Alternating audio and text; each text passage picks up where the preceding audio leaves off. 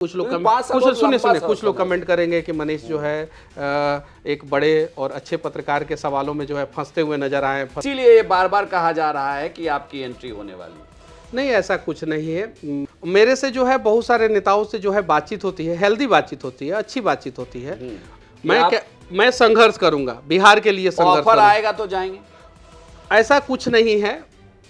मैं संघर्ष करूंगा और बिहार के लोगों के लिए संघर्ष करूंगा और मुद्दों पे बातचीत करूंगा। सितंबर महीना में एमएलसी का चुनाव होने वाला है। आप शिशु मंदिर से पढ़ाई भी की है। हम शिशु मंदिर से, हम तो इसको डिनाई नहीं करते। हमारे एसएस के जो है प्रशिक्षित स्वयंसेवक है, प्रशिक्षित स्वयंसेवक है। नमस्कार, प्रणाम, बिहार तक देख रहे हैं आप। मैं हूं आपके साथ इंद्र मोहन और मेरे साथ हैं जनसुराज के नेता मनीष कश्यप। मनीष जी, आपका बिहार तक पर स्वागत है। बहुत बहुत धन्यवाद। आपको बता दूं कि बिहार विधानसभा चुनाव में जनसुराज के महज 2 ही नेता ऐसे रहे उम्मीदवार जिन्होंने अपनी जमानत बचाई। उसमें से एक मनीष कश्यप भी थे। इतना ही नहीं, मनीष कश्यप की वजह से उस सीट पर बीजेपी चुनाव हार भी गई।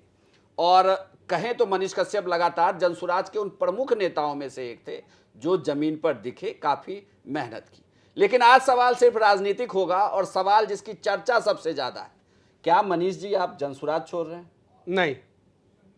नहीं छोड़ रहा हूँ। मैं जनसुराज में अभी हूँ और जनसुराज के साथ जो है आगे जो है हम लोग जो है बहुत कुछ करने वाले हैं। नहीं, लेकिन चर्चा बहुत है कि रितेश के बाद अब अगला नंबर किसी का है तो वो मनीष कश्यप। नहीं, ऐसा कुछ नहीं है।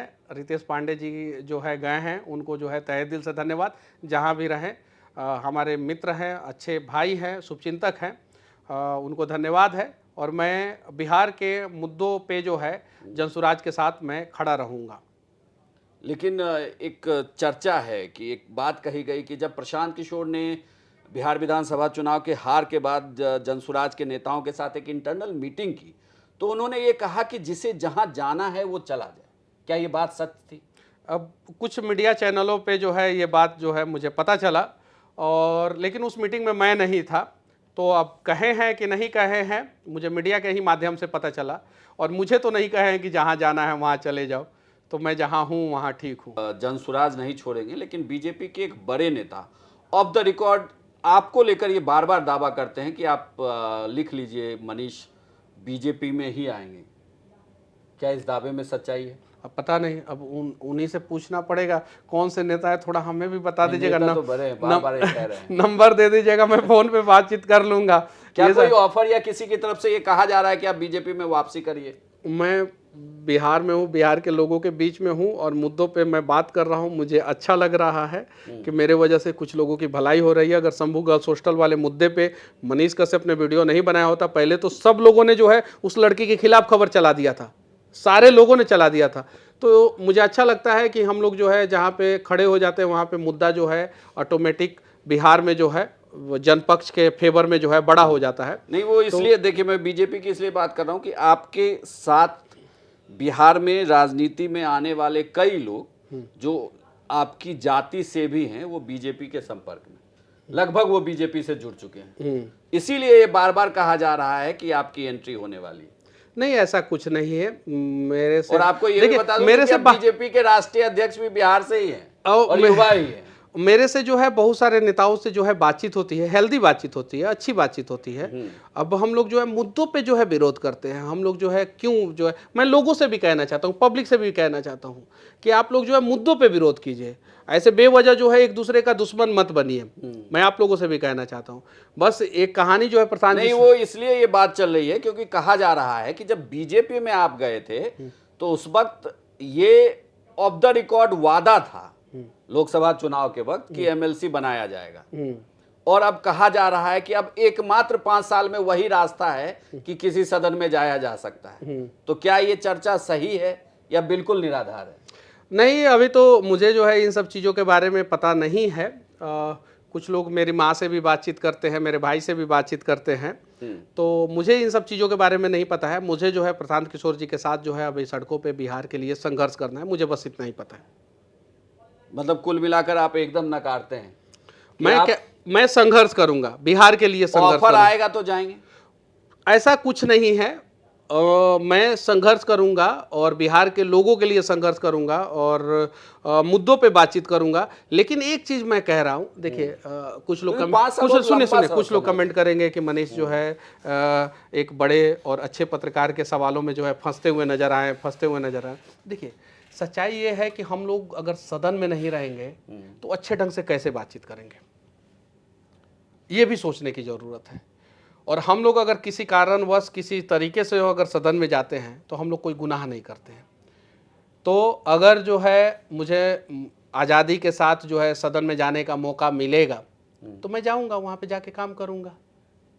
ये चाहे पार्टी कोई भी हो। देखिए पार्टी कोई भी हो ये अलग बात है, मैं क्या कह रहा हूँ, नहीं, क्योंकि पार्टी की विचारधारा तो बहुत मायने रखती है। हाँ पार्टी की विचारधारा मायने रखती है। पार्टी का विचारधारा जो है मिलना चाहिए, अगर पार्टी का विचारधारा नहीं मिलेगा तो नहीं जाएंगे, ये चीज़ है। ये तो बीजेपी अगर कहेगी तो अभी तो जनसुराज के साथ है। अभी देखिए सितंबर महीना में एमएलसी का चुनाव होने वाला नहीं, है। अब शिशु मंदिर से पढ़ाई भी की है। हम शिशु मंदिर, हम तो इसको डिनाई नहीं करते। हम आरएसएस के जो है प्रशिक्षित स्वयंसेवक है, प्रशिक्षित स्वयंसेवक है हम आरएसएस के, इसको तो डिनाई नहीं करते हैं। और अभी सितंबर महीना में एमएलसी का चुनाव भी है, हमारा जनसुराज पार्टी भी जो है उसमें पार्टिसिपेट करने वाला है एकदम बिल्कुल। तो क्या जनसुराज की तरफ से अब देखिए क्या होता है, हम लोग तो प्रयास में लगे हुए हैं कि सब कुछ जो है अच्छा हो और हम जैसे लोग जो है सदन में जाएं और बिहार के सदन में जाके जो है बिहार के लिए जो है मुद्दों पे बातचीत करें। मनीष, एक चर्चा और बिहार में हो रही थी कि जितना प्रशांत किशोर वोट लाए, जितना प्रतिशत जनसुराज को वोट आया 3%, वो तो उससे कहीं ज्यादा सिर्फ पवन सिंह को अगर बीजेपी बिहार में घुमा देती तो वोट ले आते। क्या पवन सिंह ही भारी पड़ गए हैं आप लोगों पर? देखिए पवन सिंह एक कलाकार है, अच्छे गायक हैं, फैन फ्लोइंग है उनका और बहुत सारे लोग जो है पवन सिंह को सपोर्ट करते हैं, ये बात सही है। बीजेपी पवन सिंह को जो है अभी जो है मतलब कि प्लेटफॉर्म देना नहीं चाहती है, सिर्फ और सिर्फ उनका यूज करना चाहती है। और पवन सिंह का गाना जो है बहुत हिट हुआ, तो सही बात है, पवन सिंह का तो इम्पैक्ट है। लेकिन अगर पवन सिंह भी चुनाव पार्टी बना के लड़ते तो शायद जो है प्रशांत किशोर जी जैसा ही, जनसुराज जैसा ही उनके भी पार्टी का हश्र होता। क्योंकि चुनाव में वोट देने के समय में लोग जो है बहुत सारी चीज़ें सोचते हैं, अगर इतना नहीं सोचते तो पवन सिंह जो है पिछली बार जो है चुनाव जीत गए होते और वो लोकसभा फिर भी निर्दलीय अच्छा वोट लाए थे। मैं क्या बोल रहा हूँ, अच्छा वोट लाए थे, बहुत अच्छा वोट लाए थे। लेकिन जब आप एक नई पार्टी बना के जो है चुनाव लड़ते हैं तो उस समय जो है लोग जो है बहुत सारी चीज़ें सोचते हैं, बहुत सारी चीज़ें देखते हैं, ये चीज़ है। वो स्टार प्रचारक है, अच्छे गायक है। चर्चा है राज्यसभा जाने की।